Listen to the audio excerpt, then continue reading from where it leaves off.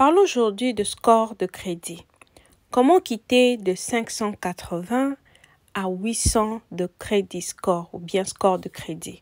Vous savez, si vous êtes en Amérique, votre crédit score est très important. Ça vous permet d'obtenir un taux d'intérêt vraiment très important ou bien beaucoup mieux. Cela explique au créditeur ou bien à la banque que vous êtes une personne qui paye très bien vos dettes. Comparé à une personne qui a un crédit score qui est moins, vous avez une très bonne position. Si votre crédit score est très élevé, ça donne une bonne réputation de vous. Alors ici, je veux quand même vous expliquer comment avoir un très bon score de crédit. Alors, il y a beaucoup de facteurs. Le premier, il s'agit de comment vous utilisez votre crédit. Si par exemple, on vous dit que votre ligne de crédit ou bien votre limite est par exemple de 10 000 $, cela signifie que vous ne devez pas utiliser tout le 10 000. Il faut utiliser moins de 30%. Il ne faut jamais utiliser tous les 10 000. Parce que si vous utilisez tout le 10 000, ça donne un mauvais signal. Cela signifie que vous dépendez que de 10 000. Ce n'est pas très bien. Et aussi, nous avons d'autres facteurs. C'est aussi le temps que vous avez commencé à utiliser le crédit. Cela prend en compte, par exemple, 35% de votre de points de votre crédit.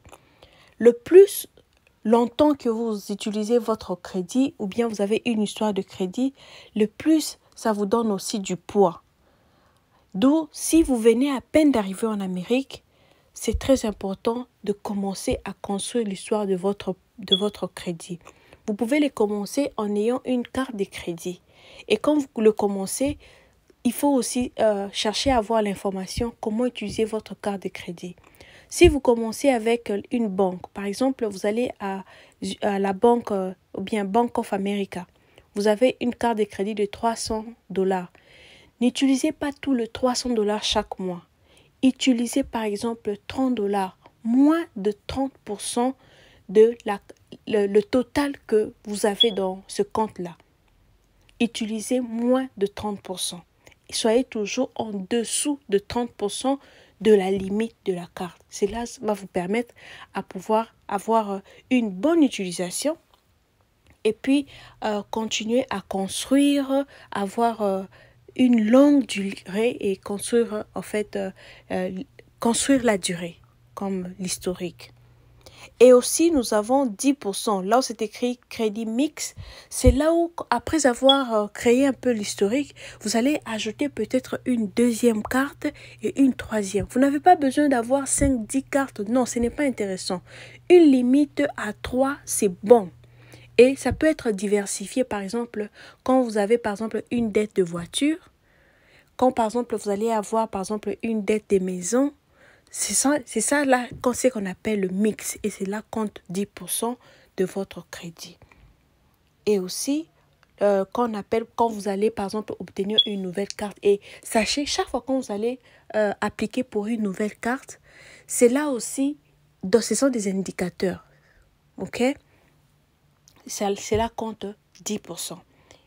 Et également, il y a aussi l'historique, j'ai déjà expliqué. Alors, le plus grand facteur à retenir, je vais quand même répondre, le plus grand facteur, c'est aussi l'élément à vraiment vous rappeler quand est-ce que vous payez vos dettes. Le retard, chaque fois qu'il y a les retards de paiement de dettes, ça vous impacte énormément. Ça vous impacte de 30%. Alors, le retard de plus de 30%, ça vous impacte énorme, après 30 jours.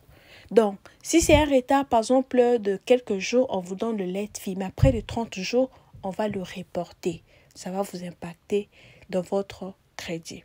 Alors, j'ai donné juste quelques éléments pour vous faire comprendre, mais prochainement, je reviendrai avec beaucoup plus de détails pour vous aider à améliorer votre crédit. Alors, merci de m'avoir suivi.